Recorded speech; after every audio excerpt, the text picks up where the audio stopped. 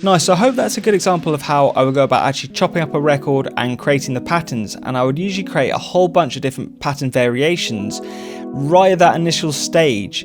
And then when I want to start developing my track later, I already have all those different variations there, and I'll kind of pick the best one or two from them and maybe even mix some of them up.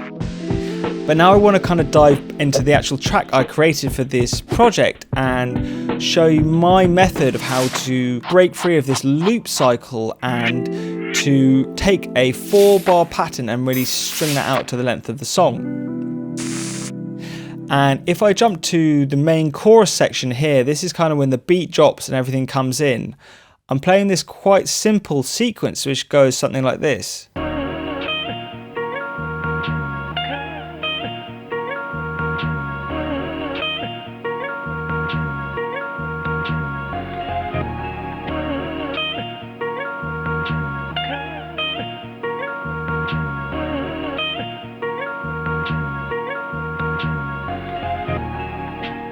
And that's the main B part, and I actually repeat this B section a whole bunch of times, actually 5 times here, with a little fill in this last section.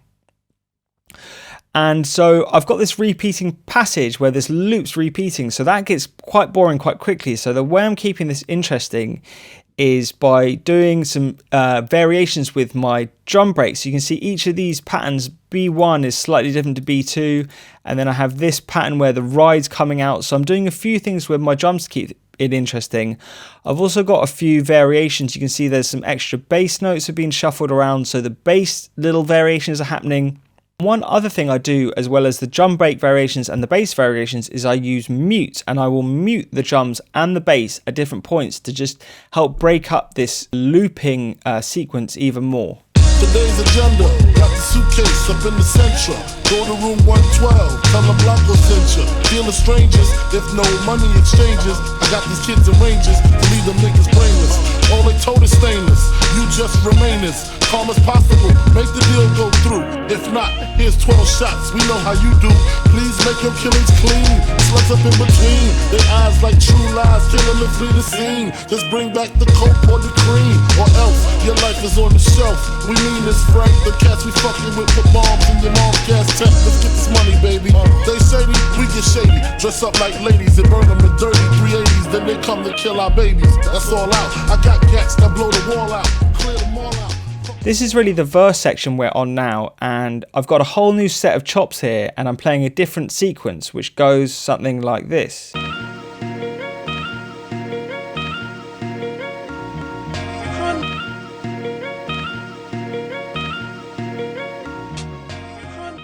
But I needed a way to get from the chorus section to the verse, and here I use these little fill things, and I did talk about this a little bit before in the last tutorial with reference to the drums, but I actually do the same thing with the chops. And so I can essentially just take a pattern like this, so take a B section from my track, and then I want to make it unique, and then I would trim it right down.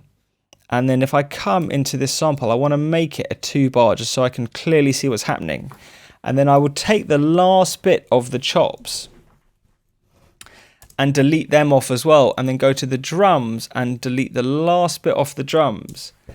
And you can see here the way I've done this, and then I would actually create like a fill section like I've done here. So I've worked out here that it's, if I come to 3,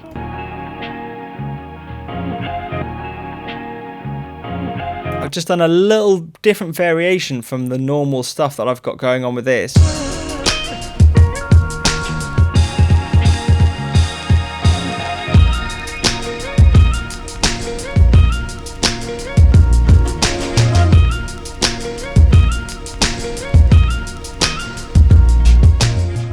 And then I'm into the new section. And so this is the way I'm really creating an A section and a B section, and I'm creating these little fill sections.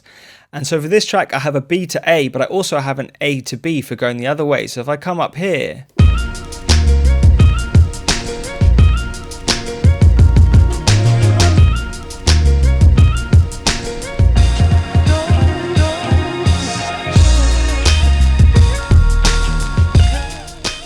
one thing that's quite useful to note is because I'm using choke groups and these long samples that always ring out, if you want to actually just cut off all the pads, you can use these little choke notes. And so what they are is just a normal note with no velocity, so it's not going to sound like anything. But when it triggers, it's going to make sure that that instrument cuts off and is not playing anymore. And so when I'm swapping to the new samples, I'm often putting a choke note in the other instrument's pattern to stop that instrument ringing out. And just one more thing to give a little bit more interest. I've obviously got lots of variations happening in all the chops and the drums and the bass, but I just needed a few more little layers of ear candy and just sort of sparkly, shimmery things, or just little melodic ideas, just to make things a little bit more interesting.